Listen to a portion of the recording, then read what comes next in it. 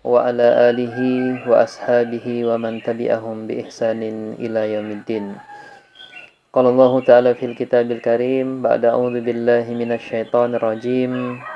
Laqad kana fi qasasihim ibratul liulil albab. Wa qala ta'ala faqsusil qasasa la'allakum yatafakkarun. Alhamdulillah, pemirsa jamaah subuh Masjid Ar-Rahmah rahimakumullah, sahabat-sahabat kaum muslimin yang sama-sama berbahagia. Alhamdulillah, yang pertama tentunya kita bersyukur kepada Allah Subhanahu wa taala. Di hari yang ketujuh ini kita terus mendapatkan kekuatan, kesehatan, dan juga tentunya keistiqomahan di dalam melaksanakan ibadah dan untuk menyempurnakan Ramadan kita kepada Allah Subhanahu wa taala. Salam dan salawat senantiasa tercurahkan kepada junjungan kita Nabiullah Muhammad sallallahu alaihi wasallam. Alhamdulillah, jamaah subuh rahimakumullah. Ini pertemuan ketiga. Kita melanjutkan kembali pembahasan kita tentang bagaimana peristiwa Al-Fitnatul Kubra di masa Khulafaur Rasyidin, ya.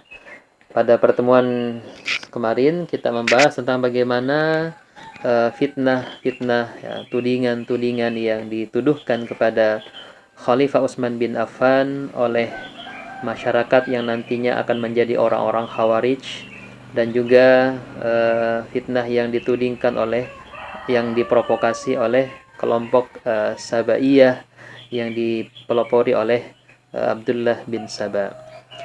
Sampai kemudian peristiwa yang sangat menyedihkan, yang sangat tragis, yakni dibunuhnya Khalifah yang ketiga, menantu Rasulullah yang gelarnya adalah Zunnurain, yang merupakan juga sahabat yang utama, yang empat ini menjadi korban ketika itu. Dan sebagaimana yang kami sudah sampaikan, semuanya berangkat dari memang kesabaran beliau yang mencegah jangan sampai ada huru-hara terjadi, dan beliau rela, ya, menjadikan dirinya sebagai martir, menjadikan dirinya sebagai tameng, dan rela mengorbankan dirinya untuk kepentingan umat ini, jangan sampai lebih awal untuk terpecah belah. Alhamdulillah, kita masuk kepada pembahasan selanjutnya, yakni tentang bagaimana fitnah yang kedua yang terjadi di masa Khulafaur Rasyidin, yakni di masa kekhalifahan khalifah yang keempat, yakni sahabat Ali bin Abi Thalib radhiyallahu ta'ala. Dan pasca dimakamkannya beliau, akhirnya ketika itu kaum muslimin di kota Madinah berusaha mencari pengganti terhadap khalifah yang sudah wafat ini. Maka memang ketika itu tidak ada sosok yang paling pas, ya, tidak ada sosok yang paling cocok, tidak ada figur yang paling yang paling pantas, ya, untuk diangkat sebagai khalifah kecuali Khalifah Ali bin Abi Thalib. Kita tahu bahwa di masa kekhalifahan Umar bin Khattab, ketika memusyawarahkan siapakah yang menggantikan beliau, maka ketika itu dari sekian nama yang disodorkan, tinggal dua nama saja yang menjadi kandidat sebagai khalifah ketika itu, yakni namanya Khalifah Utsman bin Affan dan sahabat Ali bin Abi Thalib. Ketika itu sahabat Abdurrahman bin Auf sebagai mungkin ya sekarang ketua KPU-nya gitu ya, berkeliling ke rumah-rumahnya penduduk kota Madinah, menanyakan siapakah kira-kira yang mereka sukai untuk diangkat sebagai pemimpin. Maka suara mayoritas ketika itu memang memilih sahabat Utsman bin Affan. Selain karena kedudukan nasabnya di dalam pandangan orang-orang Quraisy, artinya secara kebangsawanan memang Utsman bin Affan lebih tinggi, ya, ketimbang sahabat Ali bin Abi Thalib. Juga karena posisinya, ya, sebagai orang tua, kemudian juga orang yang sangat berjasa, kemudian ya pokoknya dalam pandangan masyarakat ketika itu yang lebih pantas menjadi khalifah adalah Utsman bin Affan. Akhirnya dipilihlah oleh panitia pemilihan ketika itu Utsman bin Affan sebagai khalifah yang ketiga. sahabat-sahabat rahimakumullah. Dan beliau terkenal dengan ucapan-ucapannya yang luar biasa ya, kata-kata mutiaranya, khutbah-khutbahnya yang luar biasa, bahkan itu dikumpulkan dalam satu risalah besar yang tertulis dalam kitab An-Nahjul Balaghah ya. Kumpulan kata-kata mutiara, khutbah-khutbah beliau yang sangat terkenal ketika beliau menjadi seorang pemimpin. Dan di masa beliau ini terlihat betapa peranan yang luar biasa di dalam menjalankan pemerintahan. Alhamdulillah jamaah rahimakumullah, tapi ujian yang pertama ketika itu ya, jadi di saat kaum muslimin baru saja diuji oleh Allah Subhanahu wa taala dengan wafatnya Khalifah Utsman bin Affan, mulai ada upaya ya. Jadi ya ini manusiawi ya. Jadi beberapa sahabat yang kemudian didukung oleh beberapa lapisan masyarakat melihat persoalan pembunuhan Khalifah Utsman bin Affan ini satu hal yang sangat memilukan, satu hal yang sangat keji, satu hal yang harus kemudian ditegakkan hukum di dalamnya. Maka akhirnya ya karena melihat mungkin Khalifah Ali bin Abi Thalib ini punya kebijakan, punya sikap politik bahwa untuk urusan penegakan hukum ini tidak bisa secara frontal ya.